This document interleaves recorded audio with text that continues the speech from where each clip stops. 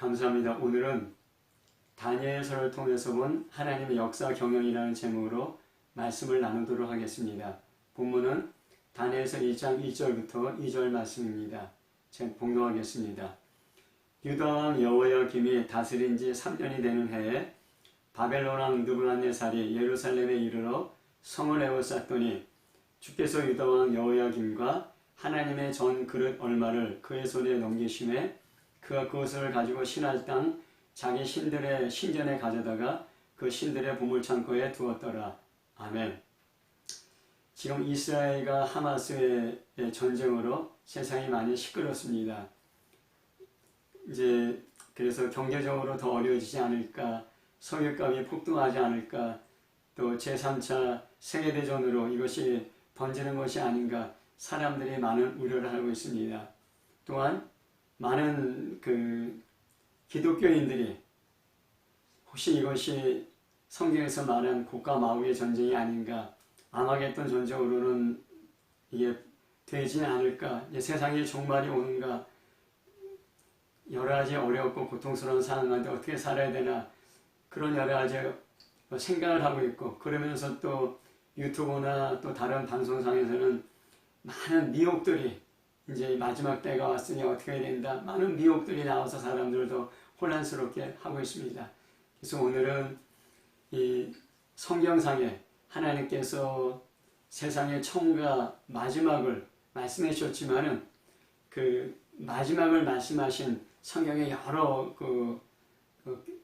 책들이 있지만 그 중에서 다니엘서나 마태복음 24장이나 계시록을 통해서 하나님께서 마지막 때에 일어날 일들을 어떻게 말씀하셨고 우리는 어떠한 자세로 살아야 되나, 그런 것들을 시리즈로 다뤄보도록 하겠습니다. 오늘은 다니엘서를 통해서만 하나님의 역사 경영이라는 제목으로 이제 말씀을 나눠보도록 하겠습니다. 먼저 다니엘서의 배경을 보면은 다니엘서 1장 2절에 유다왕 여호야김이 위에 있은 지 3년이 되는 해에 바벨론 왕 느부갓네살이 예루살렘에 이르러 성을 에워쌌더니, 그런 말씀으로 시작되고 있습니다. 이게 다니엘서의 그 배경을 말하고 있습니다. 그러니까 유다 왕 여호야김이 왕이 있은 지 3년, 그때가 BC의 605년, 기원전 605년입니다. 그때 느부갓네살이 1차로 예루살렘을 침공하게 됩니다. 그 후에 이제 느부갓네살이 둘째, 셋째 예루살렘 침공으로 예루살렘은 유다는 완전히 멸망하게 됩니다. 우리가 이제 요 내용을 살펴보기 전에 유다 왕 여호야김의 아버지 요시야 왕의 이제 종교 개혁에 대해서 우리가 살펴볼 필요가 있습니다. 요시야 왕 시대에 성전에서 율법책을 발견하고 그 율법책을 읽으면서 요시야가 정말 하나님만을 섬기겠다고 마음으로 결심하고 그 율법책을 온 유다 백성에게 읽어주면서 왕과 백성이 서로 맹세했습니다. 이제는 하나님 말씀에 순종하기로, 하나님만 섬기기로 왕과 백성이 맹세했습니다. 그리고 요시야 왕은 명령을 내려서 유다와 산당의 우상을 다 깨뜨렸습니다. 유다의 마지막 종교개혁이 일어나게 된 것입니다. 그런데 이 종교개혁이 성공했냐? 그렇지 않습니다. 종교개혁은 실패로 끝나고 말았습니다. 하나님 말씀에 순종하겠다는 맹세도 지켜지지 않았습니다. 율법책을 읽은 당시에는 그 말씀에 감동하여 하나님만 섬기겠다고 맹세했지만은 유다 백성 마음속 깊이 뿌리 박은 가나안의 우상 문화, 가나안의 세계관이 바뀌어지지 않았기 때문입니다. 밖에 있는 우상들은 깨트렸지만은 유다 백성 마음속에 있는 우상들은 깨트려지지 않았기 때문에 결국은 그들은 다시 우상 숭배하며 하나님을 떠나갔기 된 것입니다. 사도 바울은 고린도후서 10장 4절에 우리의 싸우는 무게는 육신에 속한 것이 아니요 오직 어떠한 견고한 도 무너뜨리는 하나님의 능력이라 했습니다. 우리 안에 그런 견고한 진이 있는데 그 견고한 진을 무너뜨리는 것이 영적인 싸움이라고 이렇게 사도 바울은 얘기하고 있습니다. 요시야 왕이 종교개혁을 일으키고 또 영적인 싸움을 일으켰지만은 하지만 마음속에 있는 견고한 진들은 무너뜨리지 못하고 결국은 다시 우상숭배로 들어가며 악을 행하면서 유다는 멸망하게 되는 것입니다. 예루살렘에서 발굴된 여러 가지 그 유품들을 보면은 그렇게 바알 신상이 많이 발견되었고 또 어떤 기록에는 여호와와 바알의 이름으로 한다는 그런 기록도 나와 있습니다. 그리고 보면 당시 유다 백성들은 여호와 하나님을 섬긴다고 하였지만 사실은 여호와 하나님도 섬기고 가나안 우상도 섬기는 그런 혼합 종교에 빠져 있던 것입니다. 그래서 요시야 왕의 종교개혁이 외부적으로는 그 산당과 우상을 깨뜨렸지만은 마음속 깊이 뿌리 잡은 그 가나안의 우상들은 깨뜨리지 못하고 결국 가나안의 우상 문화로 돌아가고 하나님께서 그 유다를 이제 멸망시키도록 그렇게 허용하게 된 것입니다. 요시야가 종교개혁을 일으켰지만은 BC 609년에 무기또 전투에서 애굽 왕 바로 누그에게 사망하게 됐습니다. 요시야 왕이 죽은 다음에 요시야 왕의 여러 아들들이 있었지만은 그 애굽에 대한 반애굽주의 정신이 가장 강한 아들이 넷째 아들 여호아하스였습니다. 왕이 애굽 왕에게 죽었기 때문에 왕족도 그렇고 백성도 그렇고 강력한 반애굽주의, 애굽주의에 대해 반대하는 생각을 가졌는데 거기에 가장 적합한 인물이 여호아하스 왕이었기 때문에 요시야 왕의 네 번째 아들 여호아하스를 유다 왕으로 세웠습니다. 그러니까 애굽이 이것을 가만히 둘 리가 있겠습니까? 애굽 왕 바로 느고가 네코 2세입니다.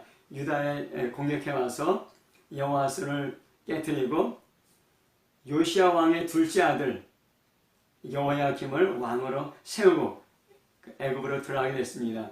그래서 이제 여호야김은 애굽을 섬기게 되었습니다. 당시 그 바벨론이 새로운 신흥 그 강자를 일어서고 있었는데 유다가 애굽을 섬기기 때문에 그 바벨론이 그 애굽 왕 바로와 싸워서 갈그미스 전투를 합니다. 갈그미스 전투에서 애굽 왕 바로를 무찌르고 돌아오는 길에 유다 나라를 공격한 것, 그것이 바로 바벨론의 1차 침공이 된 것입니다. 다니엘서 1장 2절에 보면은 주께서 유다 왕 여호야김과 하나님의 전거를 얼마를 그의 손에 넘기심에 그가 그것을 가지고 신할 땅 자기 신들의 신전에 가져다가 그 신들의 보물창고에 두었더라. 그런 말씀이 나옵니다. 결국 하나님께서 BC 605년에 그 느부갓네살 왕이 그 유다를 침노하도록 허용하고 그리고 여호야김을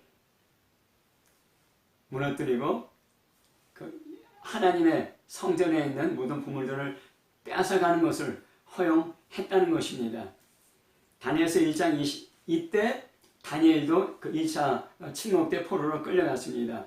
다니엘서 1장 21절에 보면은 다니엘은 고레스 왕 원년까지 있으니라 그 말씀이 있습니다.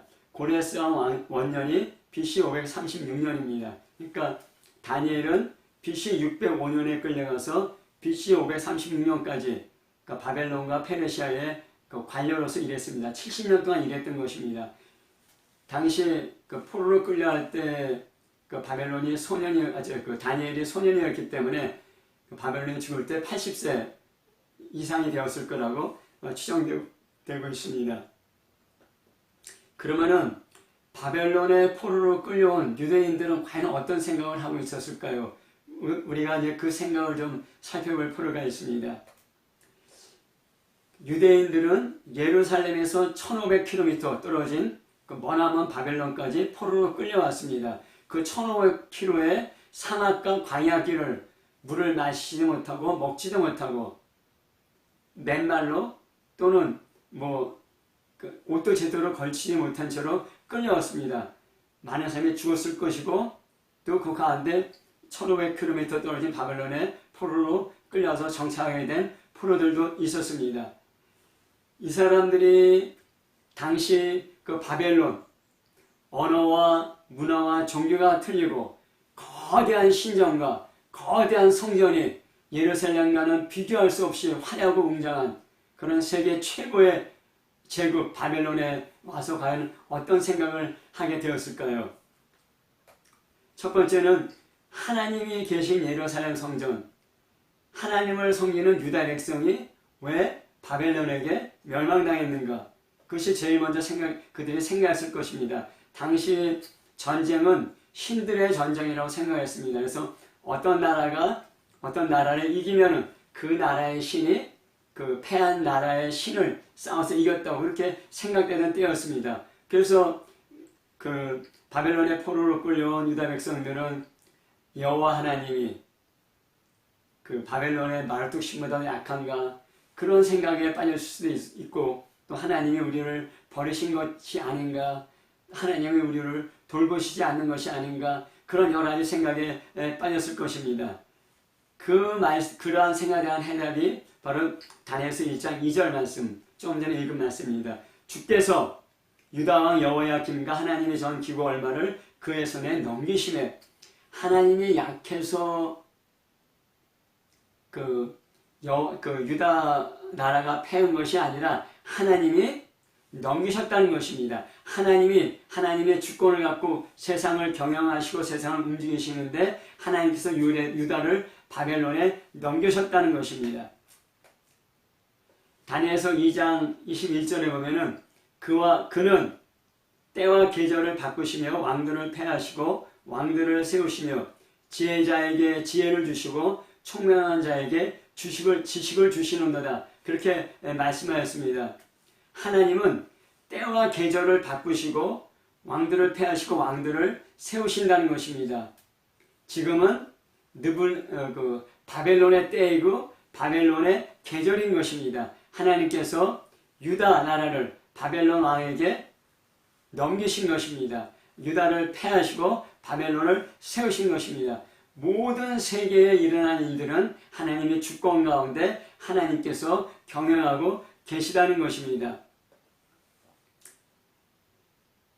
다니엘서 9장 2절에 보면은 곧 그 통치 원년에 나 다니엘이 책을 통해 여호와께서 말씀으로 선지자 예레미야에게 알려주신 그 연수를 깨달았으니 곧 예루살렘의 황폐함이 70년 만에 그치리라 하신 것이라. 다니엘은 깨달았습니다. 하나님께서 유다를 바벨론에 넘겨주신 것이고 또 포로로 넘겨주신 기한이 70년이라는 것입니다. 하나님께서 때와 기한을 정하셨듯이 바벨론의 포로 기한을 70년으로 정하신 것입니다. 우리가 잘 알듯이 출애굽한 이스라엘 백성들이 40년 동안 광야를 방황했습니다. 왜 40년 동안 광야를 방황했는가? 그 민수기 14장 34절에 나오고 있습니다. 하나님께서 불순종하고 원망하고 불평하는 그 이스라엘 백성들에게 노하셨습니다. 그래서 이스라엘이 가나안 땅을 정탐한 40일 동안을 하루를 1년으로 계산해서 40년 동안 광야를 방황하게 하신 것입니다. 하나님은 때와 기한을 정하시고 나라를 세우기도 하시고 나라를 패하기도 하시는 분입니다. 또 다니엘서 9장 7절에 보면은 유다 사람들과 예루살렘 거민들과 이스라엘이 주께서 쫓아내신 각성에서 수치를 당하였사오니 이는 그들이 주께 죄를 범하였음이니이다 하였습니다. 왜 유다 백성이 바벨론의 포로로 끌려왔는가? 바로 그들의 죄 때문이라고 주님께서 분명히 말씀하고 있는 것입니다. 그들이 바벨론의 포로로 끌려가는 것은 정치적으로, 군사적으로, 경제적으로 그런 여러 가지 문제가 있었던 것 이전에 그들의 죄에 대한 징계라고 하나님께서는 분명히 말씀하고 계십니다.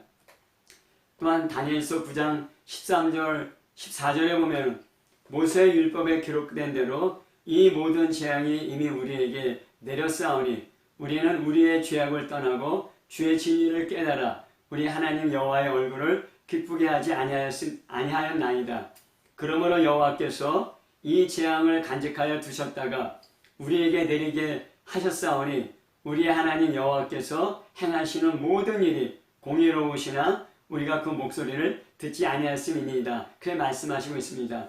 하나님은 이스라엘이 불순종하고 거역하고 죄악에 빠질 때마다 선지자를 통해서 말씀하시고 경고하였습니다. 하지만 그들은 선지자들의 경고를 거절하고 거부하고 계속 악을 행하고 불순종하였습니다. 그렇다 하나님은 여러 가지 재앙으로 그들에게 죄에서 돌이키라고 회개하라고 말씀하였습니다. 하지만 그런 재앙 가운데도 이스라엘은 돌이키거나 회개하지 아니하고 강팍하고 굳은 마음으로 계속 악을 행하였던 것입니다. 그래서 결국은 하나님이 그들을 바벨론의 포로로 넘겨주신 것입니다. 하나님 말씀에 순종하지 않고 하나님 말씀에 회개하지 않았기 때문에 이런 일이 발생했는데 이것이 한순간에 일어난 것이 아니라 하나님은 계속 말씀하셨지만은 백성들은 계속 거절하고 거부하며 그 악이 점점 커지고 이제 하나님께서 그들의 그 말로써 그들을 돌이킬 수 없을 때 죄로 인한 징계를 내리셨다고 그 과정을 얘기하고 계신 것입니다. 하나님께서 역사를 주관하고 계십니다.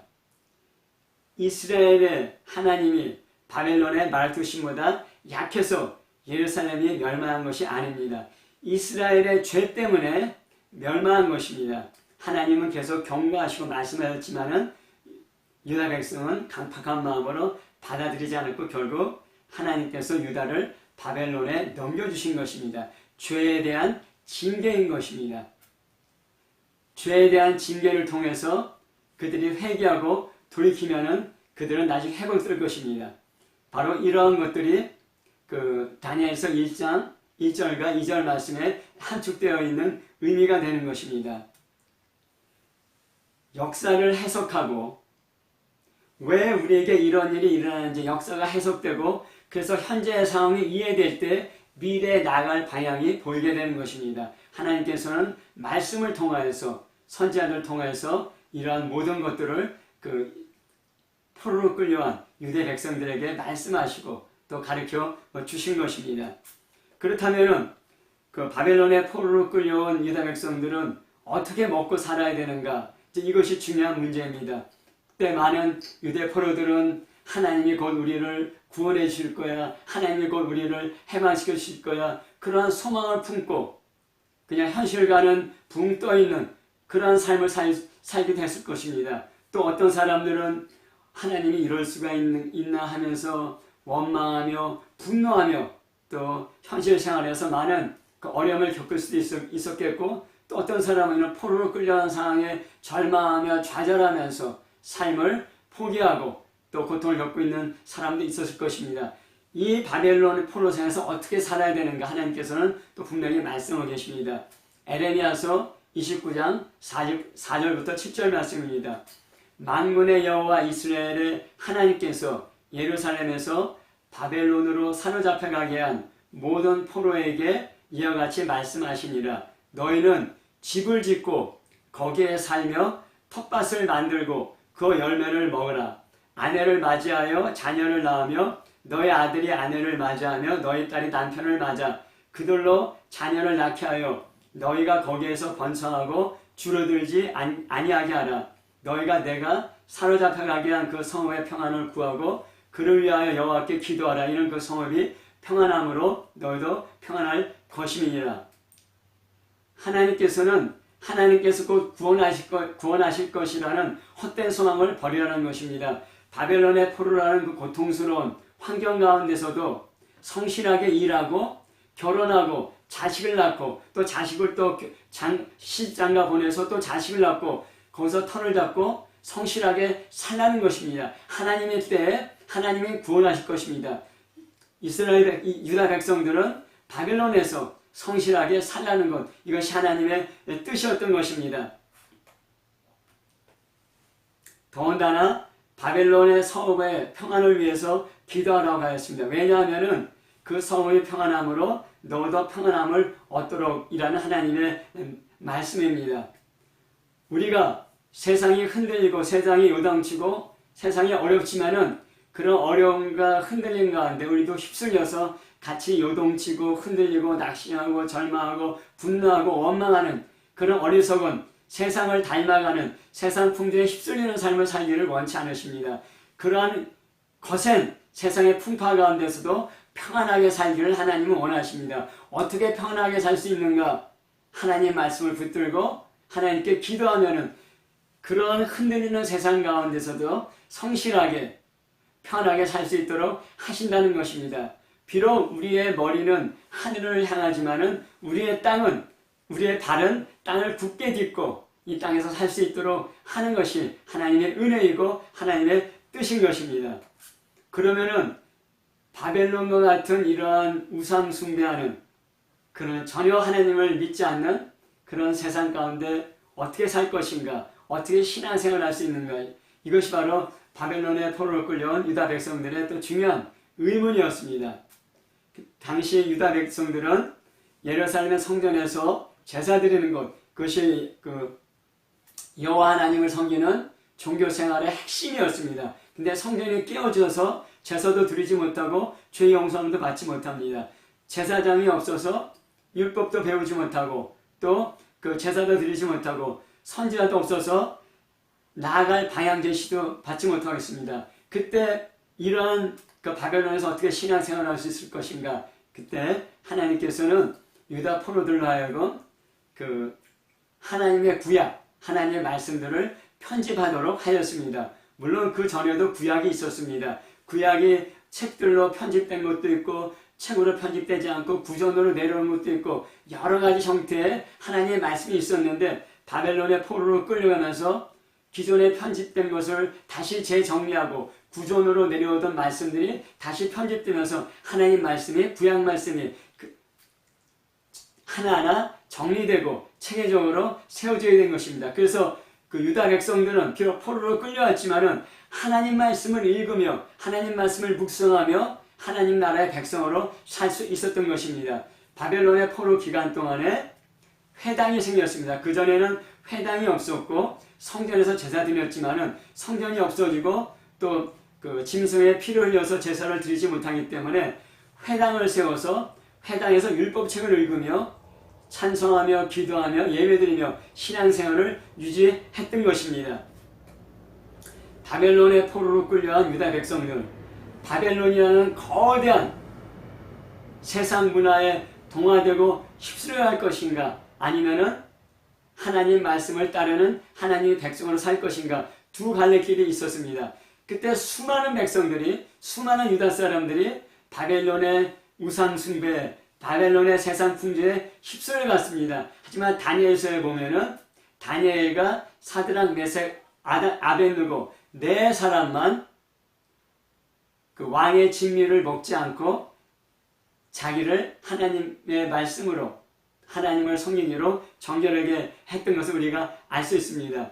다니엘서 1장 8절부터 9절에 보면은 다니엘은 뜻을 정하여 왕의 진미와 그의 마시는 포도주로 자기를 더럽히지 아니하니라 하고 자기를 더럽히지 않게 하기를 환관장에게 구하니 하나님이 다니엘로 환관장에게 은혜와 긍휼을 얻게 하시니라 말씀하였습니다. 다니엘은 뜻을 정하였습니다. 왕의 진미하고 포도주를 먹지 않겠다는 것입니다.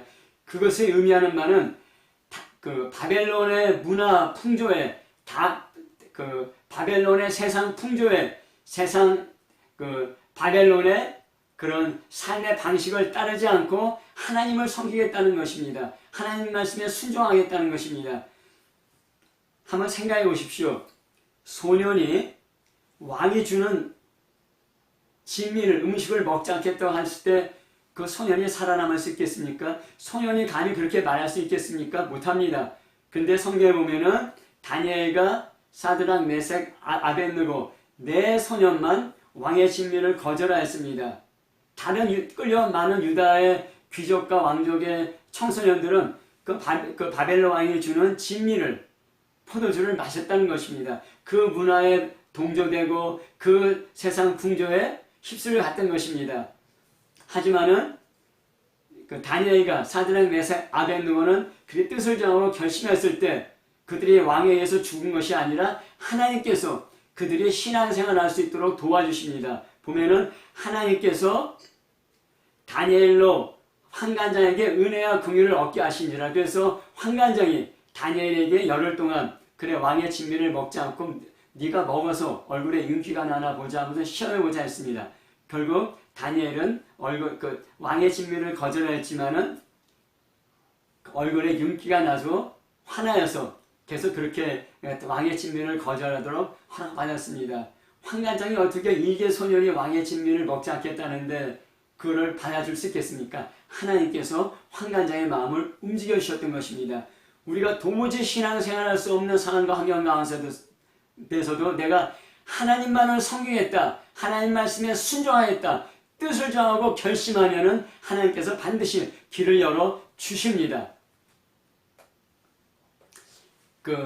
다니엘서에 보면은 그런 다니엘과 그 세 친구가 또 두 번의 그런 위험한 상황에 부닥치게 됩니다. 바벨론 다니엘서 2장에 보면은 느부갓네살 왕의 큰 금신상, 높이가 27m, 넓이가 2.7m 되는 아주 거대한 금신상을 세우고 모든 사람이 거기에 절하도록 하였습니다. 하지만은 다니엘의 세 친구는 금신상에 절하지 않겠다. 그러면서 하나님만을 섬기겠다. 이렇게 선포하고 담대하게 나갔습니다. 그때 느부갓네살 왕이 그들을 풀불에 던진다고 그들을 위협했습니다. 하지만 다니엘의 세 친구는 하나님께서는 우리를 지켜주실 것이고 하나님께서 그리 아니하실지라도 우리가 풀불에서 죽을지라도 나는 하나님만을 섬기겠다고 담대한 믿음의 고백을 하였고 하나님은 그들을 도우셔서 비록 사드락, 메색, 아벳느고 거대한 금신상, 바벨론의 모든 사람들이 그 금신상에 절하는데 그 세 친구는 금신상에 절하지 않고 결국 풀불에 던져졌지만은 하나님께서 그들을 도우셔서 불에 타죽지 않도록 그들을 건져주신 것입니다. 죽을 것 같은 환경 가운데서도 하나님을 섬길 때 하나님께서는 반드시 도우십니다. 그리 아니할지라도 하나님을 섬기겠다는 그 믿음의 고백, 또 믿음의 고백에 따른 삶이 있을 때 하나님께서는 반드시 그것을 귀하게 여기시고 축복하실 것입니다. 또 두 번째는 페르시아 왕 때, 고레스 왕 때, 다리오 왕입니다. 다리오 왕 때, 다른 신에게 기도하면은 그 사람을 사자굴에 던져놓겠다고 그렇게 칙령을 내려놓겠습니다. 왜 그런 칙령을 내렸냐면 당시 다니엘이 3명의 국무총리 중에 한 사람이었는데 다른 그 국무총리가 다니엘의 시기에서 다니엘을 죽이려고 하였던 것입니다. 하지만은 그러한 칙령이 왕의 명령이 왕의 법령이 선포되었지만은 다니엘은 자기가 하던 방식대로 정해진 시간에 하나님께 기도했습니다. 그래서 결국은 다니엘은 잡혀가서 사자굴에 던져지게 된 것입니다. 하지만은 다니엘이 하나님을 전적으로 의지했기 때문에 하나님께서 다니엘을 사자굴에서 던져내신 그 이야기가 나옵니다.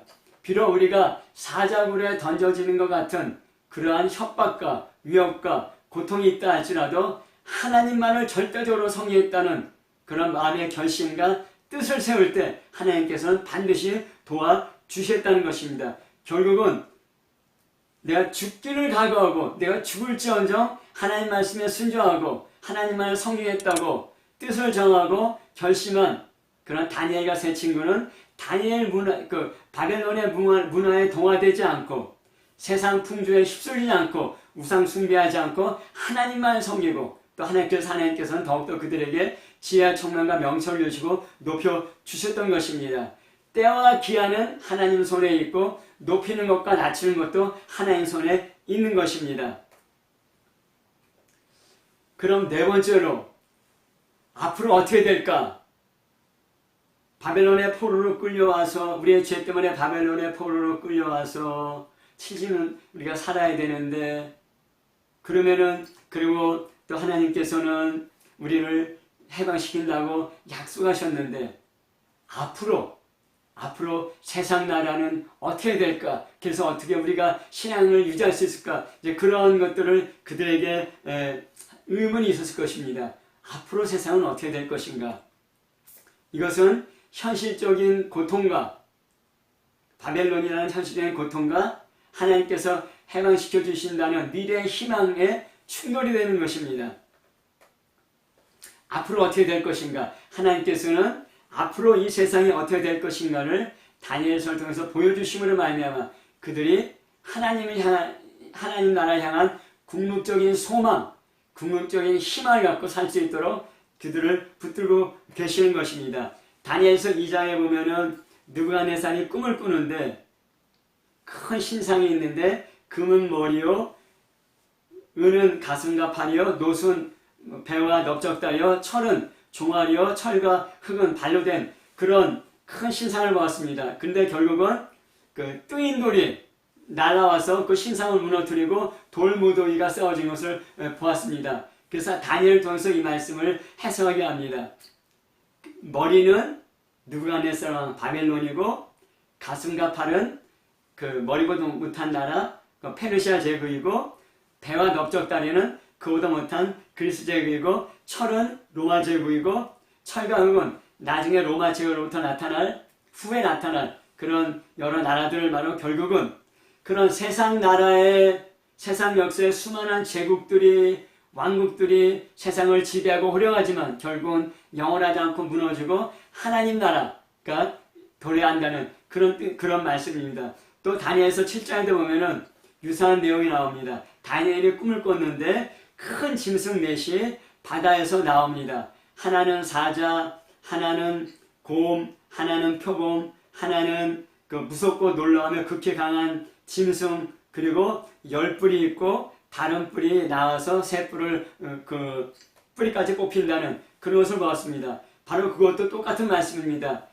바다에서 나온 사자 같은 짐승, 바로 그런 바벨론을 말하고, 곰은 페르시아와 메대와 바사 페르시아를 말하고, 표범은 그리스를 말하고, 그 다음에 그 무섭고 놀라우며 강한 그 짐승은 로마를 말하고, 그 다음에 그 짐승으로 나오고, 그 다음에 다른 뿔이 나와서 새 뿌리까지 뽑는다는 그런 내용이 나옵니다. 그것이 바로 그 세상에 그 작은 뿔이 나와서 하나님 대적하는 말을 하며 그 하나님을 모독하는 말 하는 것, 그것이 바로 적그리스도를 말합니다. 그러면서 똑같이 세상의 나라의 제국의 흥망성쇠와 세상의 마지막에 대해서 보여주고 있는 것입니다. 하지만 다니엘서 7장 9절에 보면은 내가 보니 왕자가 놓이고 옛적부터 항상 계신 이가 좌장하셨는데 그의 옷은 희기가 눈 같고 그의 머리털은 깨끗한 양의 털 같고 그의 보좌는 불꽃이요 그의 바퀴는 타오르는 불이며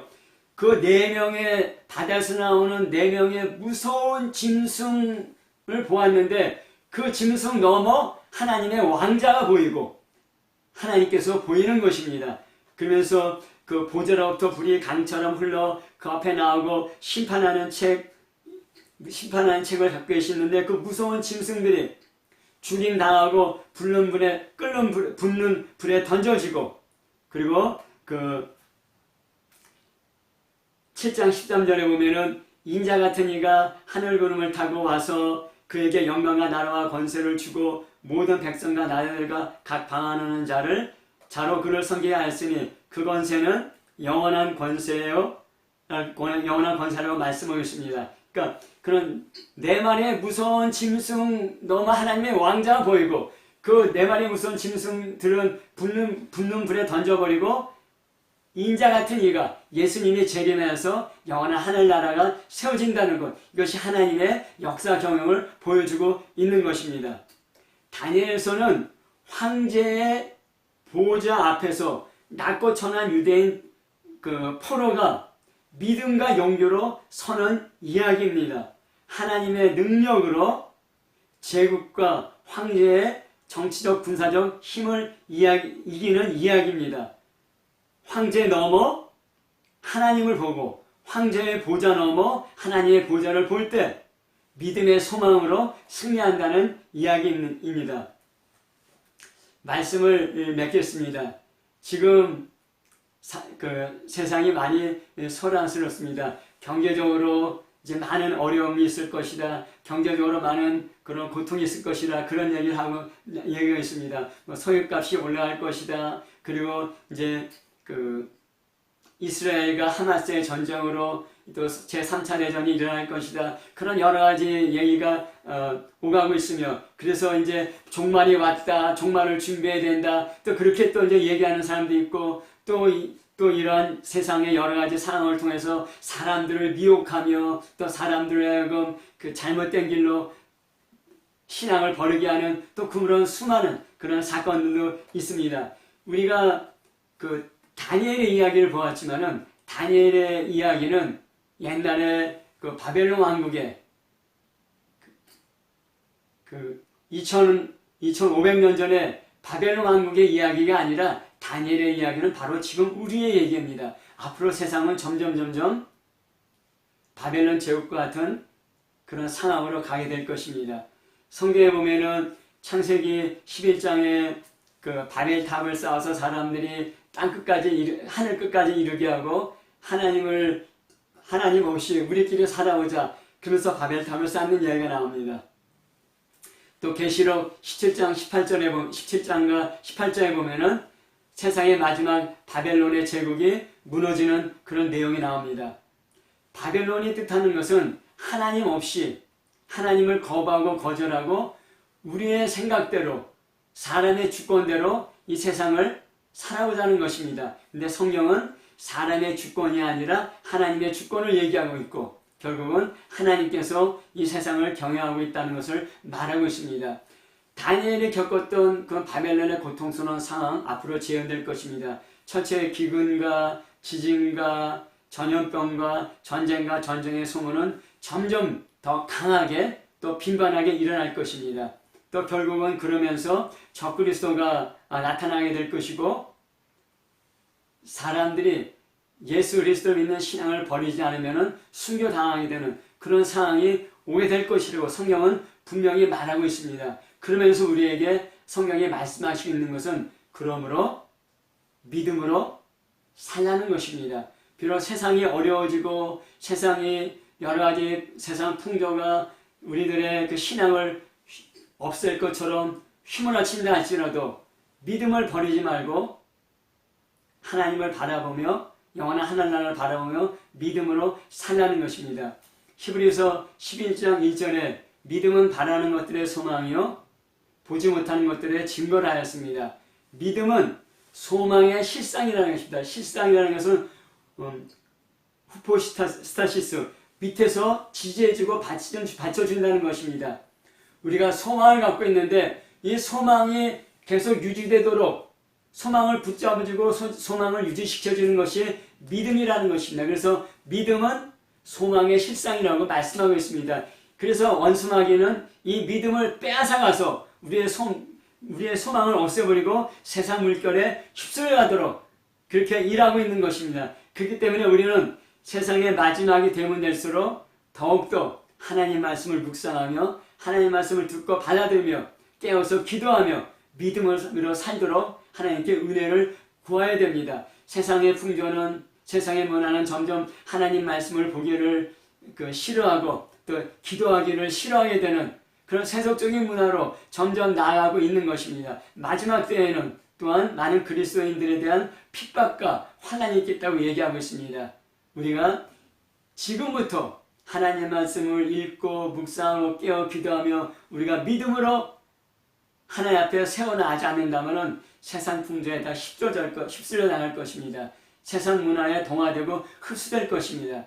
다니엘이 뜻을 정하여 하나님만 성경으로 작정했을 때 하나님께서 다니엘을 도와주셨듯이 우리도 하나님 말씀과 기도로 하나님만을 섬기며 하나님을 따르겠다고 결심할 때 하나님께서는 이 요동치는 세상 가운데 흔들리고 휘몰아치는 세상 가운데서도 우리가 믿음으로 살 수 있도록 우리를 축복하시고 은혜 주시고 우리를 이끌어 주실 것입니다. 그러한 다니엘의 믿음과 다니엘의 정신이, 다니엘의 지혜가 우리 안에 있기를 예수 이름으로 축복합니다. 아멘.